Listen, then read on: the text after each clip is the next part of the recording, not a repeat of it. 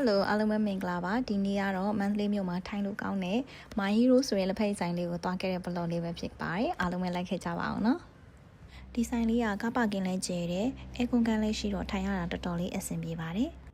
ဒီဆိုင်လေးမှာမနက်စာနေ့လယ်စာတောက်စရာအစာပြေမုံအစာတော်တော်လေးစုံစုံနေရှိပါတယ်ခုနကတော့နေ့လယ်စာစားပြီးချိန်မှာအစာပြေမုံလေးစားတဲ့အတွက်ကြောင့်အခုလိုမျိုးမုံလေးတွေမှာလိုက်ပါတယ်ဒီဆိုင်မှာလူကြိုက်များတဲ့အီဂျာကွေးအစာတော့ရဲ့ချက်ကီမာလေးရဲ့ကျဲဥပလာတာရဲ့လက်ဖက်ရည်လေးခွက်ရဲ့စုစုပေါင်းမှာခဲ့ပါတယ်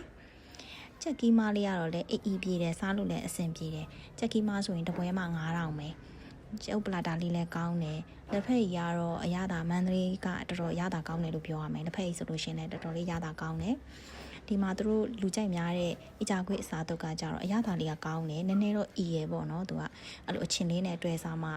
ပို့ပြီးတော့အဆင်ပြေပါတယ်